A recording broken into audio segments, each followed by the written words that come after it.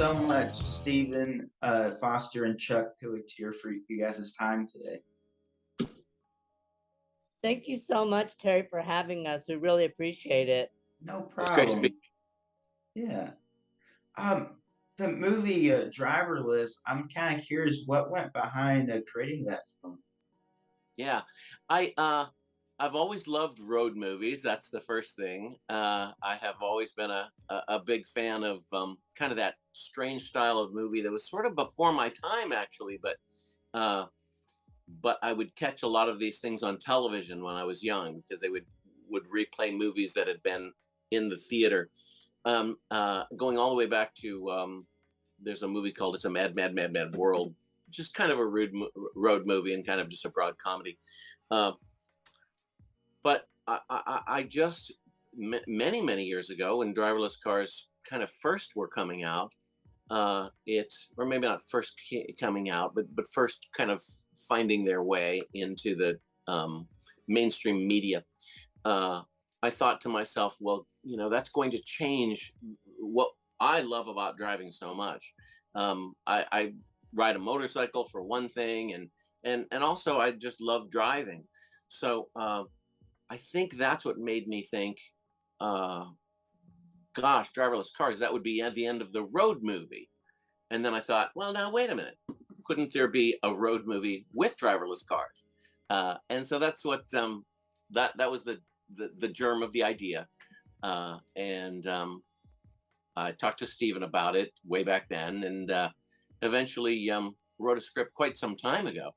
And it was just before the pandemic that we decided to try to make this one. So, Stephen, what about the project that seems so appealing to you that made you want to jump on board with the film?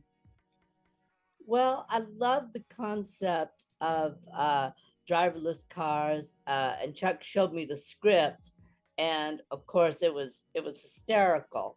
And we had already made a screwball comedy called "That's Opportunity Knocking," which we won 24 awards for, and and we're now on Amazon. And I sort of like the theme of corporate America gone awry, because I've had many corporate jobs, and I love the idea of this character being hoisted into this environment where no one has any control except for the big money. And I love that theme of rich versus poor, the middle class dying, and the uber rich, and the extremely downtrodden character like I play Glenn. So the whole concept of screwball comedy, and the way Chuck writes and his characters, they always appeal to me. And Chuck always gives me, as an actor, wonderful things to play. That's awesome.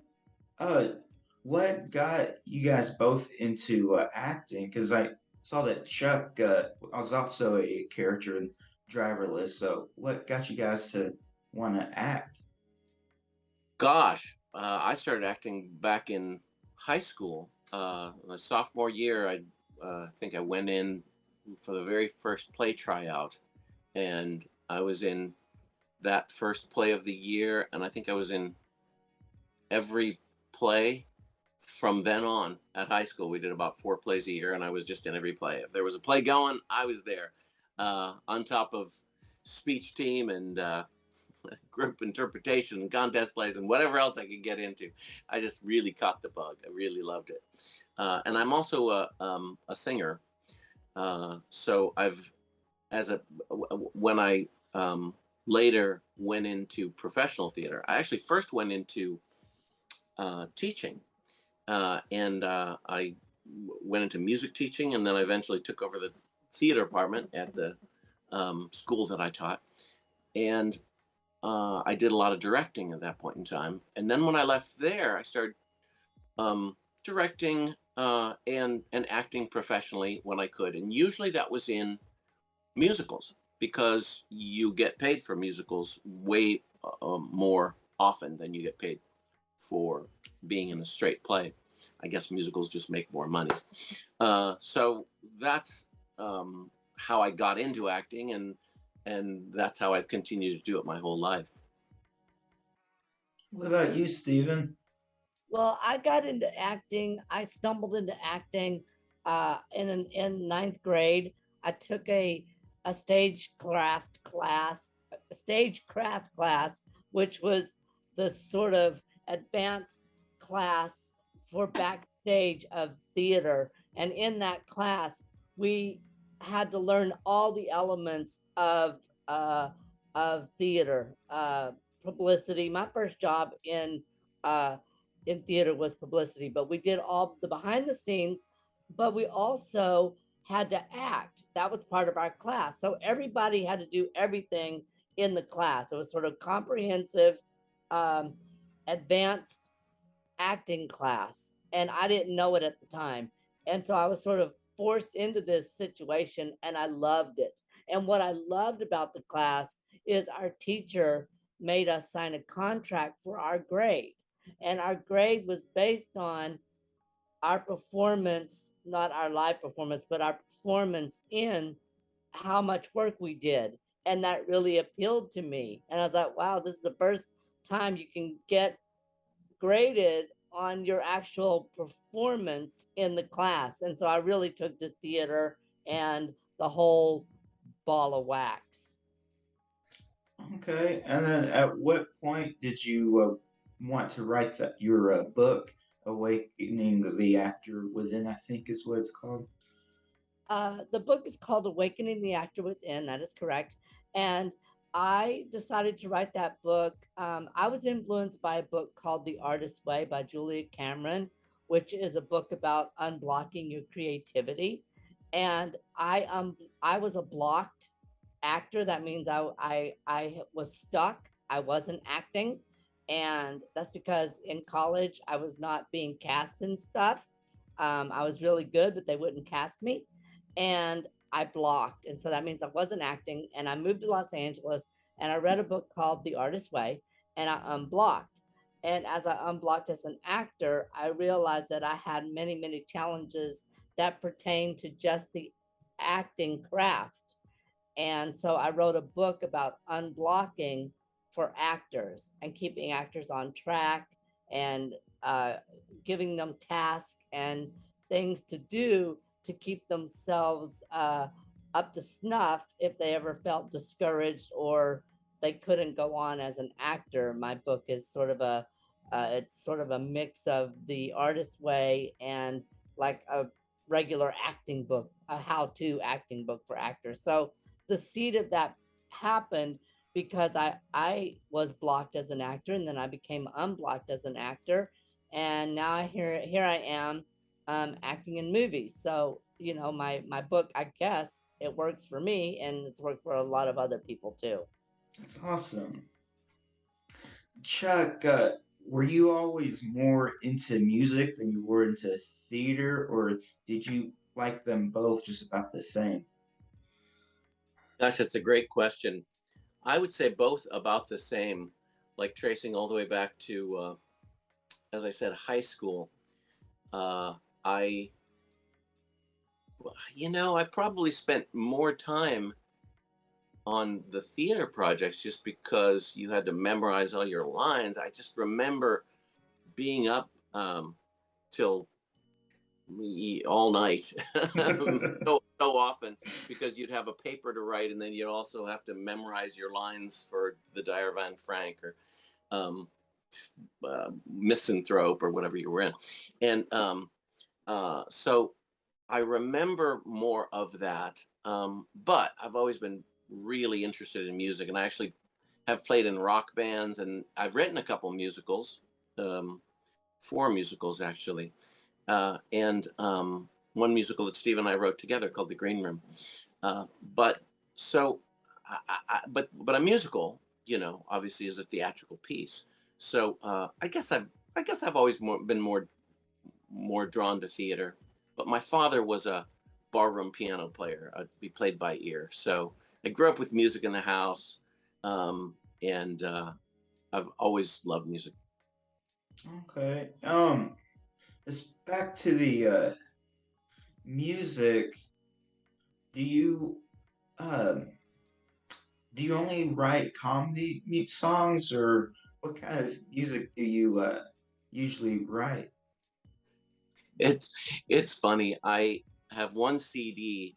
I'm a singer songwriter, and I have one CD that I produced, which I really tried hard to do up tempo, uh, fun songs. I don't mean funny, but upbeat, Okay. happy songs, songs from a positive perspective, and that was a difficult thing to do. That was I had to go back through my collection and really find the positive, fast, upbeat songs.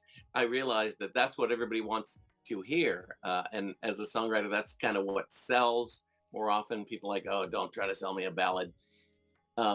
But how challenging that was to find that collection of music was, I think, spoke a lot for what I like to write, which is I like to write a schmaltzy little ballad. I love I love a ballad. I've probably written, gosh, uh, I want to say like probably 1,000 ballads in my life. I mean, I'll just sit at home, and if I'm depressed or pensive, not even depressed, just pensive, just thinking about the world, and I'll write a ballad. I'm just always writing a ballad. Uh, so it's easier for me if I'm going to write something up tempo to write something funny. That is an easier task for me for whatever reason. Um, and um, and I love singing funny songs. Um, and when I wrote The Green Room with Steven, I think there were maybe a couple ballads, and everything else was a fast, funny song. So it's easy for me to write fast, funny songs, um, and It's easy for me to write ballads. But those are the two things that I usually write a lot of. And the strange thing is, there's four songs in this movie that I wrote. Three of them are from that solo CD project, just some of the up tempo songs from that solo CD project. But the other one was written originally for the movie. It's a comedy song called "Self Driving Cars," which you can hear a snippet of at the end of the trailer, and that's something that I wrote for this project alone. And our last movie, That's Opportunity Knocking, I wrote a little song for that as well, a specific comedy song for that, uh, and um, and that's something I think I probably was influenced by two of my favorite movie makers, Mel Brooks and the Monty Python gang. Um, Again, just sort of came onto television as I was growing up. Monty Python, the Holy Grail, and the early Mel Brooks films. And the early Mel Brooks films, he wrote a lot of songs. It wasn't a musical, um, but the producers and Blazing Saddles and Young Frankenstein and History of the World, they all had songs in them that he had written, and he wrote the music and the lyrics to, and he put them in the film because they belong in the film. So as he was inspired to write the film, he was always also inspired to write a few funny songs. And he's always been one of my heroes. And the Monty Python gang in Monty Python: The Holy Grail, same thing. And the later Monty Python movies, they always would find a few funny songs to put in the movie just because they were inspired to write that along with the script. So, to answer your question, yeah, if left to my own devices, the song I write will either be slow and pensive or fast and funny. Where can people listen to your music? Do you have like a website you can listen to little tidbits of some of the songs, or Yeah, well, the songs are all on all the normal places. Amazon has my album. Uh, Apple Music has my album. I do have a website. It's chuckpelletier.com. Uh, so it's ChuckPelletier.com. And that has access to buy the CD. You can buy a physical copy of the CD still, amazingly. Mm. And it also has a link where you can buy the music on several other platforms as well, I think. Okay. Steven, are there any actors you look up to or admire? God, yeah. I lately, because I've been this past year working on Driverless, I've really been inspired by Christopher Guest, um, who wrote Waiting for Guffman, and Eugene Levy, who wrote Schitt's Creek. They wrote together, and they've been a real inspiration for me. And I was actually watching an interview with Christopher Guest yesterday, and he said that one of his biggest influences was oh God, I'm gonna forget his name. But Chuck, what's his name? Peter Sellers. Yeah, Peter Sellers. And what I love about Peter Sellers is Peter Sellers would always do a character, and he would voice himself into the character 100%. And he often played multiple characters in a movie. And I was also influenced by Carol Burnett. Tracy Ullman was a big influence for me. Gilda Radner was a huge influence on me as a comic, because once again, she was someone who threw herself into a character and believed it 100%. And to me, that's a different type of acting than Will Ferrell or these other comedians who are just kind of trying to be funny. To me, the key to being funny is 100% immersion into the character, sort of like method acting for comedy. And that was sort of my goal, was to sort of be a method actor per se. I even hate that term, but immersing yourself so much into the comedy of the character that you're funny as the character, not funny as yourself. Okay, so what did it look like when the camera wasn't rolling when you're trying to become 100% this character? Well, here's how I do it. Chuck and I are both theater people, and we rehearse everything ad nauseum before we ever get the camera rolling.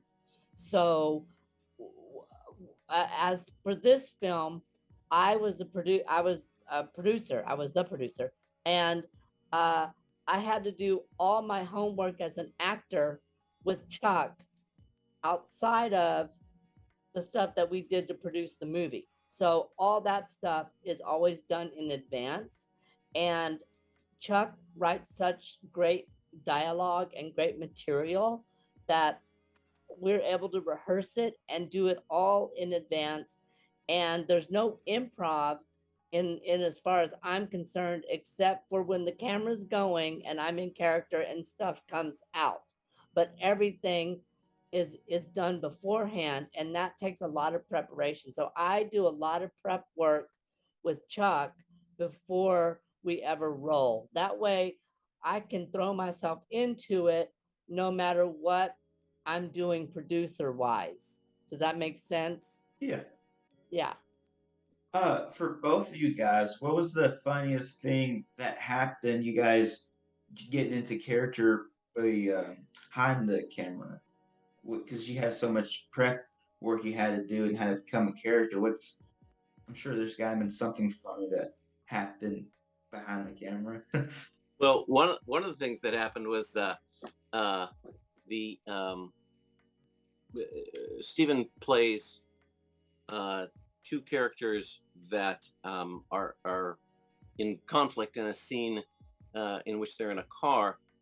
One of them is very stodgy. He's actually a Quaker, and the other is the opposite of stodgy. He's brash and just like a grown-up kid. And so the grown-up kid, his name is Randy. The character's name is Randy. Um, is in this driverless car, and just trying to play with the dashboard and play with the knobs and playing. He's just yelling at people out the window. So he ultimately pulls out some firecrackers and starts to throw firecrackers out the window, to the chagrin and horror of this Quaker who simply wants to sit there and have a conversation. They're thrown in, by the way, in sort of a pool, like Uber pool or Lyft pool. It's that sort of a situation. So they end up in this driverless car in sort of a pool situation, right? So they're thrown together, and they're opposites. You know, one of the key components of a lot of my favorite comedies. And as he throws the firecrackers out the window, of course, we had to actually, do this. And to make a long story short, at one point, one of the firecrackers, the fuse of a firecracker, fell onto my car, which we were using as a vehicle at the time, and fell onto the seat of my car. Gosh, it was in between my legs on the seat of my car. So it actually, the fuse, thank God it was just the fuse, but the fuse, you know how I guess I lit the fire because I was lighting the firecracker to give it to Steven so that he could do what he needed to do with it or something like that. And I guess I lit the fuse in the wrong place. The fuse fell off. The fuse was still burning on the seat of the car. So it ended up, I have a pair of shorts with a hole in them, and my car seat has 3 holes where this fuse burned a hole into it. So it was one of the casualties of the moment. But we were horrified for a half a second, and then just laughed. We just laughed about it. That's crazy. Steven, did you have a?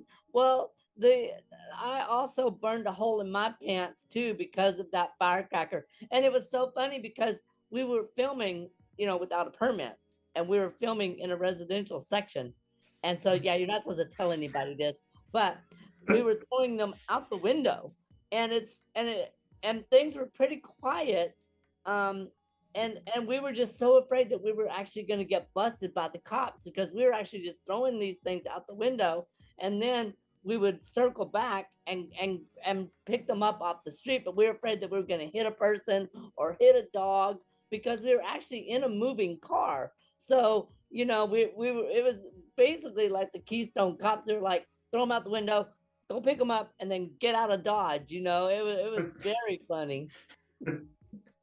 how, There, how there was another moment, a different day of filming where we wanted to get an aerial shot, and again with this low budget filmmaking. So my cinematographer Lisa Stoll agreed to, we had rented a parking lot and then the building next to it, and the building next to it served as this restaurant that we filmed on the inside of in the afternoon, and in the morning we were doing some scenes in the parking lot. And I don't think it gives anything away to say that we just wanted a little bit of an aerial shot, for the sequence near the end of the film. And Lisa got up there with her first AC, and or some was it with her first AC? I think so.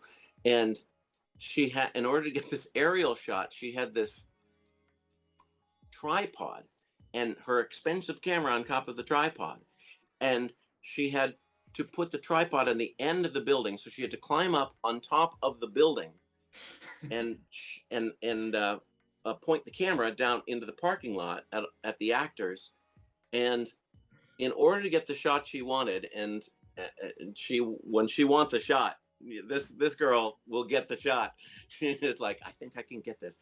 So literally, this tripod, 2 legs of it were, I think, still on the roof, but I mean, her and the whole rest of the tripod was literally hanging off the roof. And I was sitting there going, please don't do that. I don't want to do anything dangerous, but I don't want. I was going, please. I was yelling up at her, please take care of yourself. I'm fine. I'm fine. And I guess she was fine, but to us, she wasn't doing anything dangerous at all. And she had him, and I think he had, a hold of her and a hold of it and everything else. And and the worst thing that could have happened is the camera could have fallen. But I mean, I don't even think that was in jeopardy because she's so careful that she made it absolutely safe. She kept saying, I've done things like this many times. I'm completely in control. But from our perspective, it literally, I don't know why it was, but sometimes perspective changes things. And I think I have a photo of it. And it's just even from the photo, it just looks so precarious. So there we all are going, okay, let's shoot this scene fast. How did you guys film with Steven playing two characters? How does that work?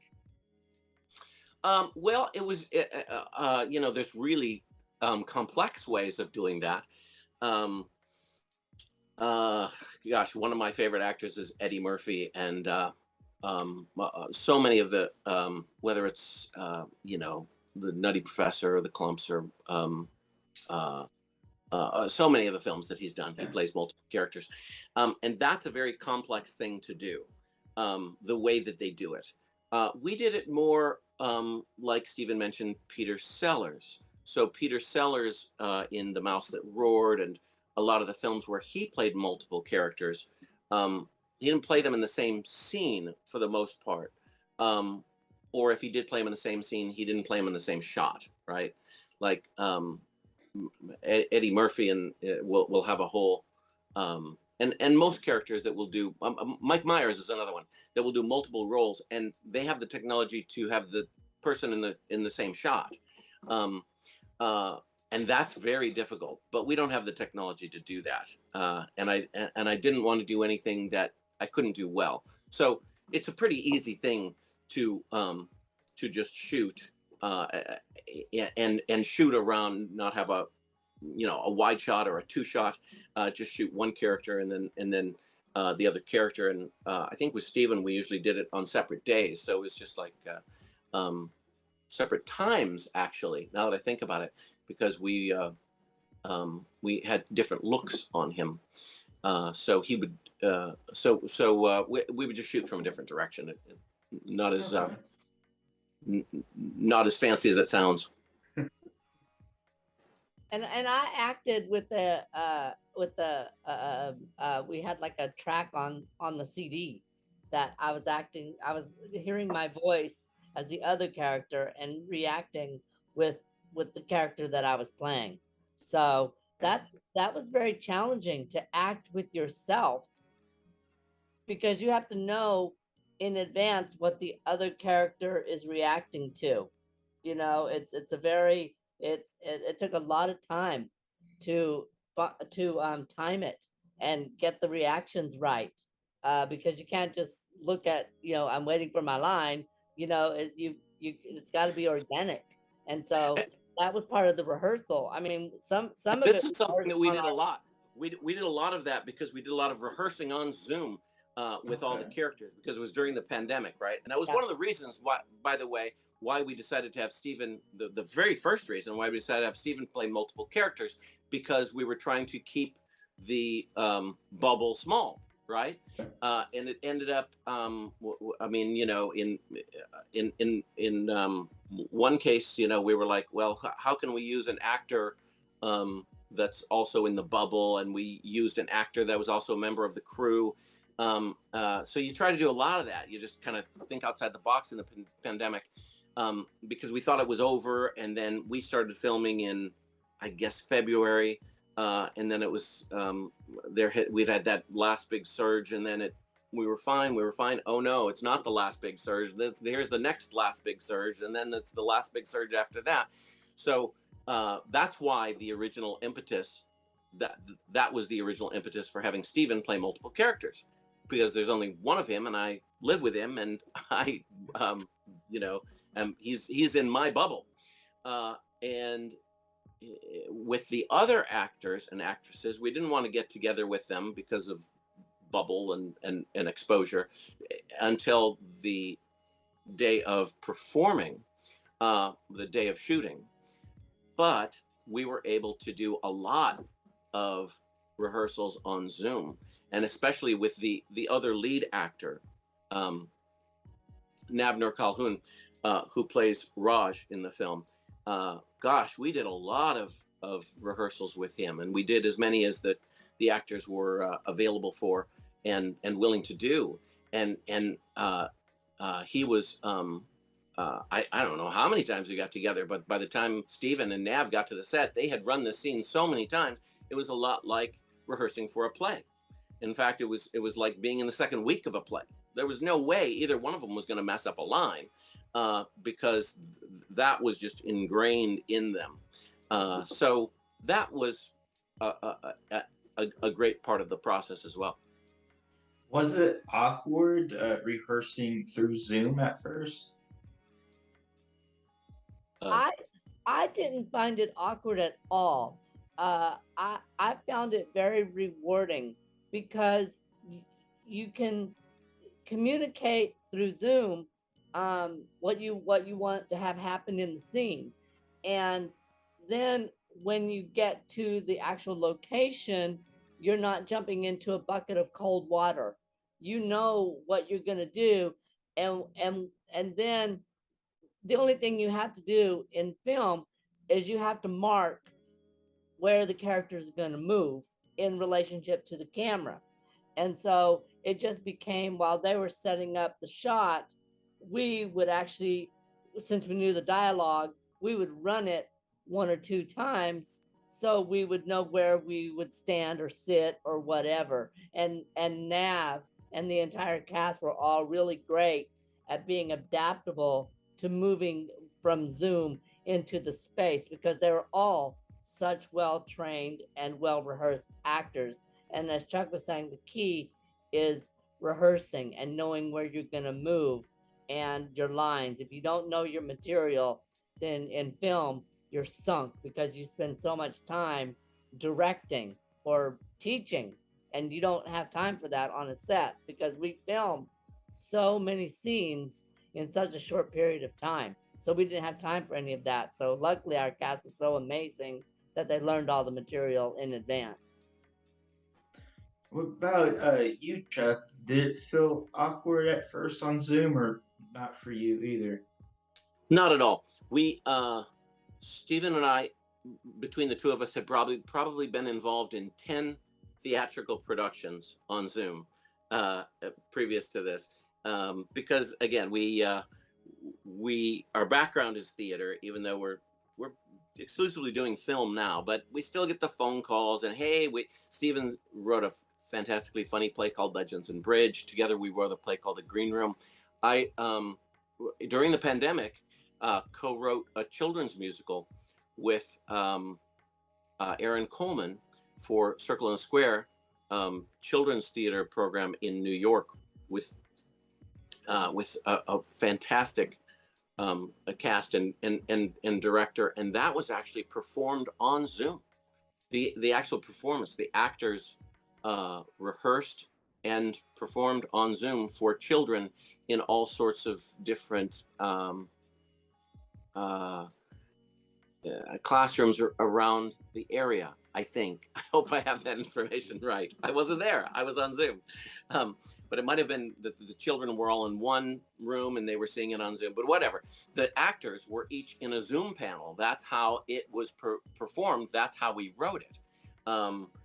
Stephen did a couple different play readings on Zoom. We did a play reading of The Green Room, at least one, a couple maybe, on Zoom. So we'd done so much on Zoom that rehearsing on Zoom, I mean, forget it. We performed on Zoom, and I music directed that show on Zoom. So Zoom is just, like being in the next room for us. And was the Green Room your first time directing? Mine, Yes, sir. the actually the Green Room. We never did a movie of The Green Room. It was on the stage, but I did direct it, but it wasn't my first time directing. I'd done a lot of directing of stage before that. Now, the first film, though, to your point, the first film that I directed was That's Opportunity Knocking. And yes, that was my first time directing a film. And it was strangely familiar to me because I directed so much theater that all of those elements are the same. At least they were the same to me. I direct film the way I direct theater. I think a lot of film directors like to meet the actor on set and tell him where to stand and tell him where to walk and then shoot it. Um, that's fine. Far more successful directors than me work that way. But I have just always come from a theater background where you just rehearse, and then 3 days later you rehearse again, and then the next week you rehearse twice that week. Um, and I think actors love it. Actors love it because now with Zoom, they don't have to go anywhere. All we have to do is carve out a half an hour or an hour in the afternoon or the morning, twice a week. It's really easy with Zoom. So actors love doing this because they get to learn the lines again and again. And it's just so obvious they get better every time. I mean, they can work on the lines, they can memorize their lines, but there's nothing like running those lines with somebody else and hearing them come out of your mouth and hearing the other person. It's a wonderfully organic way to work. Um, Sorry, but in terms of my directing debut in film, yes, it was That's Opportunity Knocking, the short film that Stephen and I did before this. Is That's Opportunity Knocking the first film you had directed? Yes, and that was interestingly um, something that came out of a theater production. I was sitting around with some folks that we had done a play at the French Theater with, and one of them told me a story. Thomas Annawalt told us a story about being robbed in New York, and I said that would make a great comedy film. That was the impetus for that. But that was the first thing that I ever directed on film, and then Driverless was the second. With being first time film directing, That's Opportunity Knocking, were there setbacks that you weren't prepared for or ready for? Uh, yes. And I think the same could be a different setbacks could be said for the second film. But going back to the first film, um, working with actors is kind of what I've done my whole life, either as being the actor who's being worked with or directing. To some degree, I actually worked for Deluxe Film Labs. So, I mean, I have an Aaron Spelling Productions. So, I mean, I guess I've come at this from all sorts of different angles, but uh, but not as a director. I mean, so the directing aspect of it was very much helped in the first film by Cynthia Webster, who was the producer and cinematographer of the first film, and was the person that gave me confidence to direct, because I said, I feel totally comfortable directing theater. I could direct an entire musical, done it before. Even figured out how to do the choreography, and I don't dance. That is an area. It's funny, you become confident doing what you do, but as soon as you have to step out into something else, you aren't sure if you can do it. And it's just ridiculous to think I couldn't be a film director when I fearlessly tried to choreograph something that I don't know anything about. But it takes somebody like Cynthia at that time who said, I'm going to be the cinematographer, and I'm also going to be the producer. I'll fill in all the gaps. You just show up and direct, or something like that. I don't know exactly what she said, but she said, you bring the skills you have, and we'll fill in all the gaps. So that was how we did that, and we did that more as a theatrical production. Most of it was done on a 3-wall set, if you know what I mean, with like a theatrical, not really a theatrical set, but a 3-wall set. Then when we actually got to filming, there were just a thousand different challenges you run into.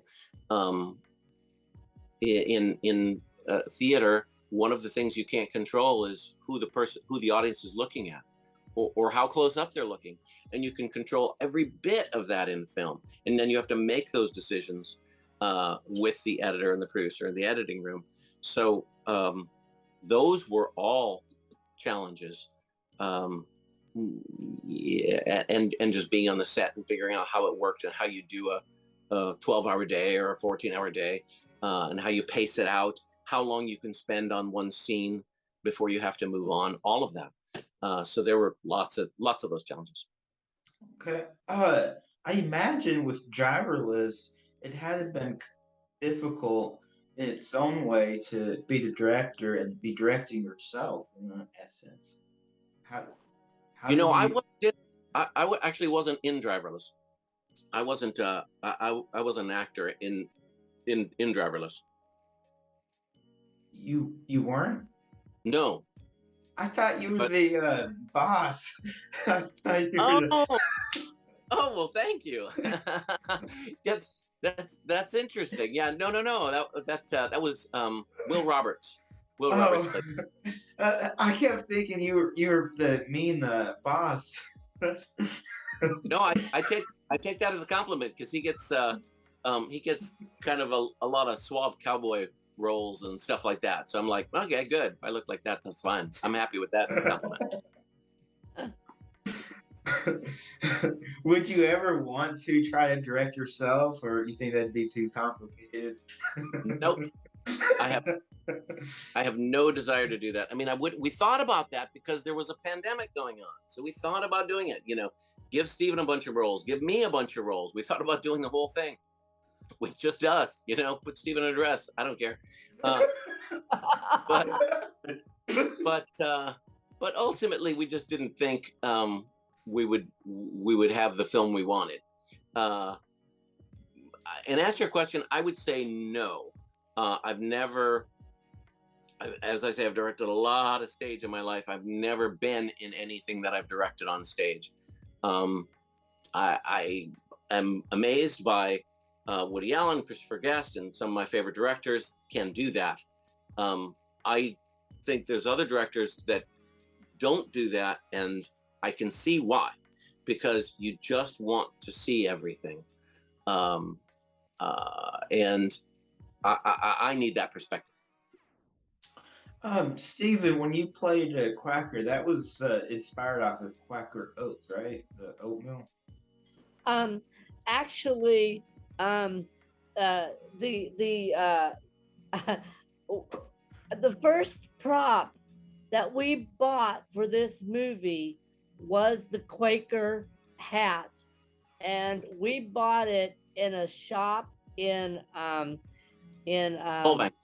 in Solvang, and we were on like a little road trip, and we bought this hat, and I said that's the character, and so playing a Quaker. What I did, like I said, I do a lot of homework. Is I watched a lot of documentaries about Quakers, Shakers, people who are religious. Uh, I found the voice of him, um, and I did a lot of rehearsing on what was his intention, because in the film he's trying to enroll Randy into coming into his religion. So there was like a whole thought process that went into who this character is, how he talks, how he looks, and I somehow had a vintage coat, a velvet coat, and I also had like this old ruff that was from some audition I did for some like Thomas Jefferson thing, and I had like this ruff. I had the coat, I had the hat. We actually even toyed around with getting like a wig, like a gray wig, like the oatmeal guy, but because of the pandemic, my hair had grown out and it was like down to my shoulders. And so we actually used my own hair for that shot. So that is my hair. It's not a wig. And we actually, to shoot Randy, like a couple of months later, we actually cut my hair and we actually saved it and made it into a wig because we needed to use Woodrow in another shot.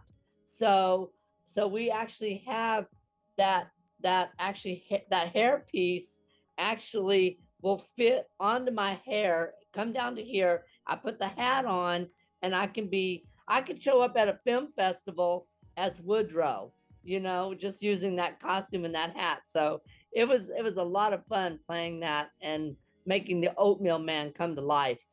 Yeah. I thought you did a really good job, even though you played your three different characters.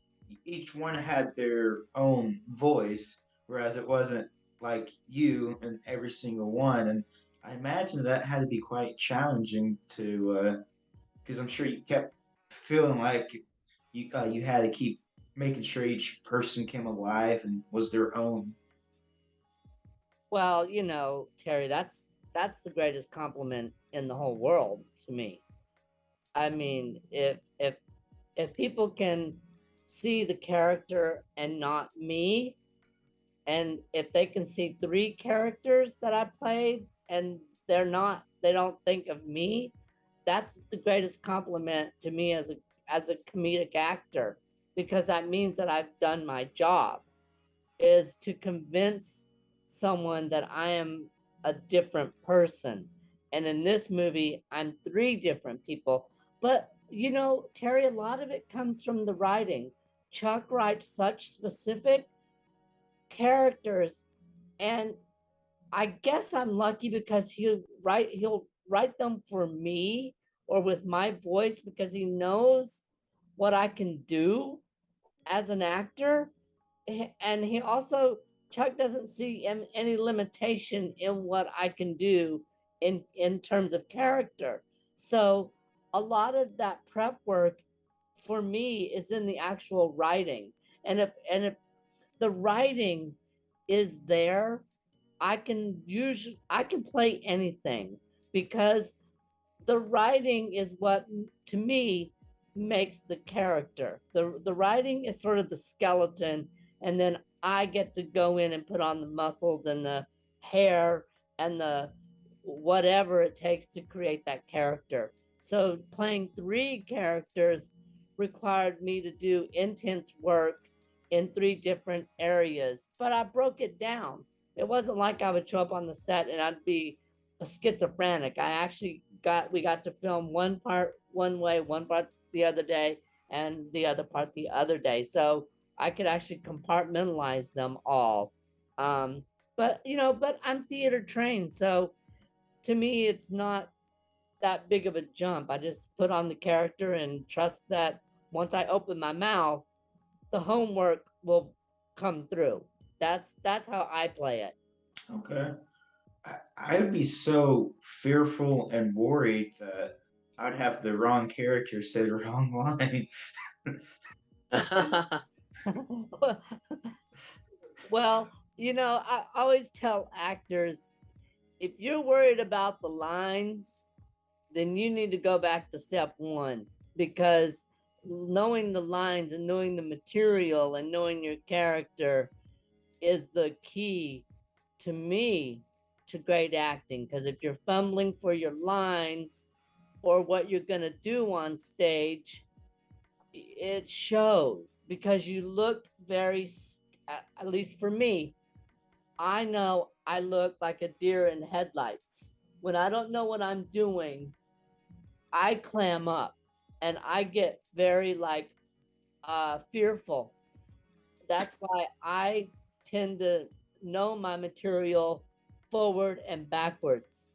And that to me is a great help. And that's one of the reasons, as an actor, it used to really jar me when I would go to auditions, because I wouldn't know the character. I wouldn't know what I was doing. I was given a little bit of a scene and given a little bit of information, and I always felt out of out of my league, like it was hit or miss. And most time it was miss, because I didn't know what I was doing. But if I know what I'm doing, I can give a great performance. Chuck, do you ever struggle with writer's block? He's laughing because because no. Oh, The answer is no. The only block I have is I don't have time to write all the ideas that I'm coming up with. So, um, oh, our Steve and I are partners. We live together, and um, I in the last 7 dinners at our kitchen table, I've probably pitched 5 different ideas that have been come up with at the dinner table. Not It's not like I wait and pitch him at dinner. It's not like hey, I got him. No, it's not that. It's just will be my all the things that I do are very intense, and I am the type of person that really concentrates on whatever it is I'm doing, like whatever whether it's preparing for directing or editing or working at day job or which I do a lot of directing and all of that I really concentrate on, and even if it's not creative, I put a lot of creative energy into it. So nothing like that comes out. So the only time recently that Stephen and I have any time to breathe is really when we sit down at meals. Um, and I will constantly be coming up with ideas. What about this? What about a feature film that were this? Wait, what about a short film? Hey, do we ever think about And so our kitchen table is by the end of the week littered with little yellow post-its where I wrote down. And I'm sure Steven gets tired of that, but then he's the same way in his way, because he's constantly up at 5 a.m. every morning at least. I'll let him take that. How your creative process, dude? Well, I write every day. I'm not a lot of ideas don't Chuck is like he has like ideas popping into his head all the time. I'm slower. My ideas are like I get an idea and I'll flesh it out and hone it and I'm more slower. Or I'll take one of Chuck's ideas and I'll like riff on it and I'll think about it and I'll muse about it. Um, so I write more. I write more daily. I write every single day. I write 3 pages in the morning. I try to write a little bit of fiction or nonfiction in the day. Um, but my process is more uh, methodical and more drawn out. And I think that's why Chuck and I make such a good team, because I'm really good at writing the full long thing. And Chuck will come up with idea, and we sort of mesh them together, and we create a really good, strong voice, comedic voice together, because we'll be sitting at the kitchen table and Chuck will say, I have an idea for this. And I'll go, well, what about this line? And this character can say this, because that's what I'm really great. I'm great at like putting myself into the role of the characters and ripping on them. So that's why one of the reasons we make such a good team and have such a pardon me, such a strong voice together. And I'll say one other thing about writer's block that I'm very lucky about. That like every day, at least one time every day, I'll come up with an idea for something, and I'll write it down. I'll write it down in my notes on my iPhone or on a post-it. But I make films. That's what I really want to do right now.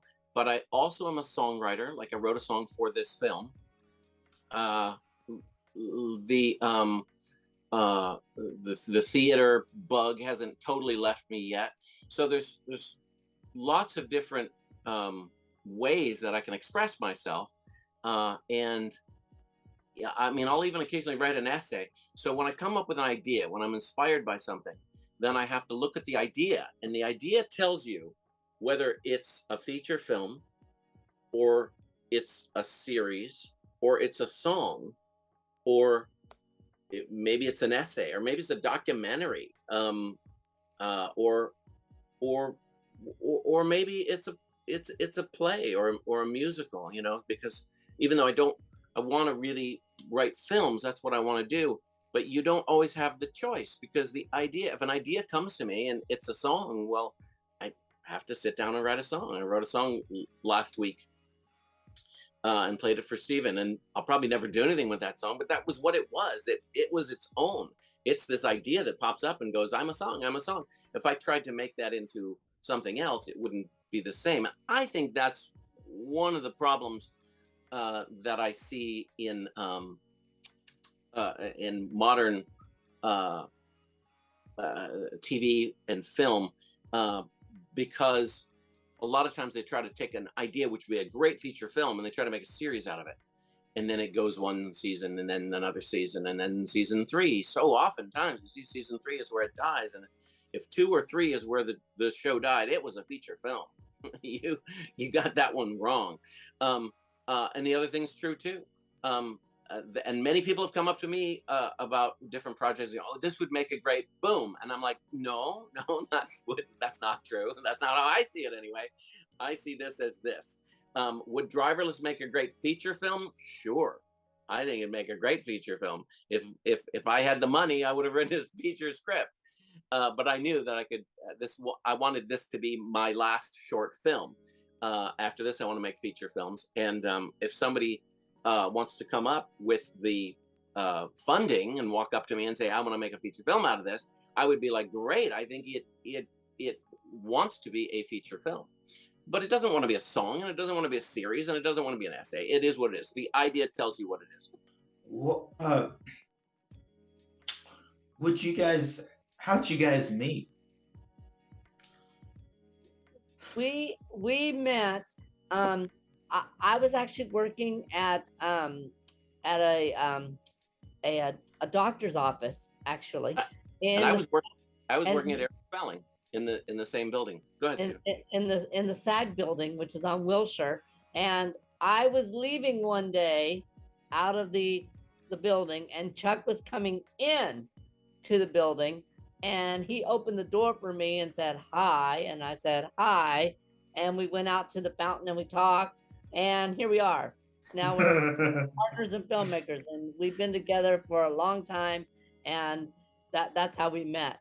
In fact, I was starting a theater company at the time, and Chuck was like, "You're starting a theater company?" I mean, I was barely 30 years old and I was starting my own theater company, and Chuck was like really, I guess, inspired by that, because that's been like the catalyst for so much of our art, was that theater company. I mean, our musical The Green Room came out of that. My show Legends and Bridge came out of that.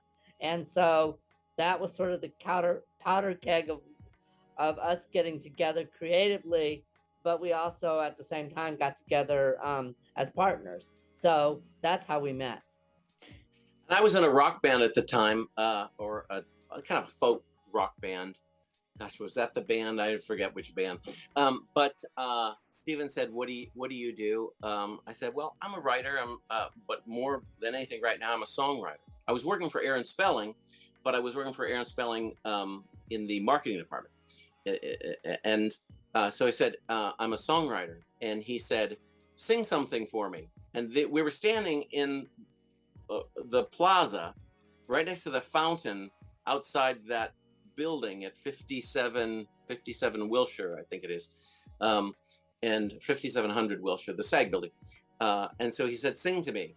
And so I think 99 people out of 100 would have said, "Not right here." But I'm the guy that's like, okay. So I sang him 2 lines of a song that I'd written for a children's musical, for this children's musical right over here, actually, The Boy Who Stood Still. And so I sang him 2 lines of that song. And that turned out to be his audition and his callback. And I cast him immediately as the leading man in my life and in my creative project. So, so his singing went over very well. Since you guys are both comedians, do you guys ever prank each other? Constantly. I mean, not prank. I don't know if you mean prank like like a physical prank, not so much that, but constantly like verbally. Um, I mean, well, we're just always riffing. We're just always, um, I'll be coming in the room and maybe be irritated by something, and instead of Steven saying, "Oh, that's too bad that you're irritated about that," he will have a like Cockney accent. What that happened? And I will immediately answer him in a Cockney accent or whatever. Or Steven's from Texas, so it'll be a Texas accent, or well, what we just constantly morphing into characters, and uh, and it makes life, which is quite hard.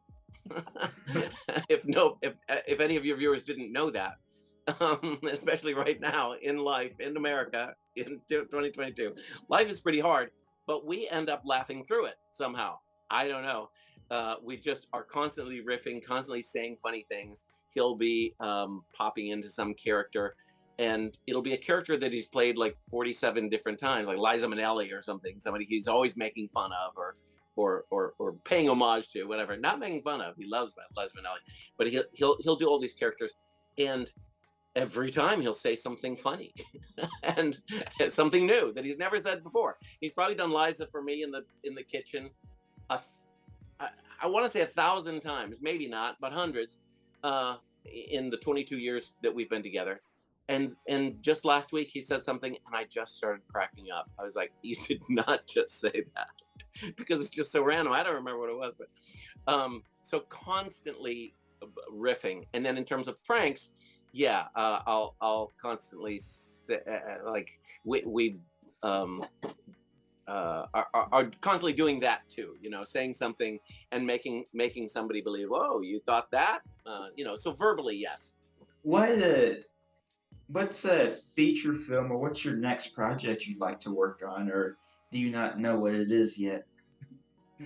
Well, there are a bunch of them. I'll let Steven take what um there's one idea that we think we can afford to can't afford to make, but we can get funding for real easily because it would be an easy make. But before he answers that question, I'll just say, we've written, I don't know how many screenplays together, but then on top of the screenplays we must have 100. I mean, I've got a binder of 100 treatments of just mine, and then he's got his own thing, and then we've got the stuff that we do together. So and the chaff sort of falls away, and the cream rises to the top, and those are the ones that we talk about all the time. And one of us will get a new idea. Oh, on that project we were talking about those young guys in Canada, what if we blank, and so we'll constantly be riffing off those things. So it's hard to tell what the next project will be, because I mean, Stephen will answer this question too. But what we don't know is, now that we've made 2 short films, we really want to take it to the next level and find a Moneybags producer that wants to make some money off a film. So we want to make a film that makes money, and whomever that producer is will have a say in that. So I want to make whatever project we have, and there are several that are really good, but I want to make whatever project we have that a producer believes could make money. But we do. But Stephen, you take this question from there. Well, like Chuck said, we have a lot of different projects, but we have a project that will feature me and feature a lot of Chuck's songs, which will be the best of both worlds, and that's called the Little Johnny Dumpling Show. And in that show, I would play um, a former child star who's running a um, a D-list uh, cable access show out of like some small little studio somewhere, and he like has high hopes and probably not so much talent, but he has like all these goofy characters around him. It's sort of like Waiting for Guffman meets Hee Haw, that old TV show. It's sort of a variety show, Carol Burnett type of thing. So if we could find funding for that, we would film that, because that could be done on one or two locations with a small crew and the cast that we assemble, which would be from our casting pool. So that would be a viable project. But we have many other scripts that mainly comedies that we've written. We have one called Club, which is about a bunch of cavemen. Uh, we have Everybody Wants to Kill Somebody. We have endless. We have one called Glamour Please, which is about a bunch of women at a fat farm. So we have a bunch of different material that we have that we could actually make into feature films if we had the funding. All right. Well, I thank both of you guys for your time today, and thank you for coming on. Thank you, Terry. It's been great being on your show. Well, Yes, thank you. thank you.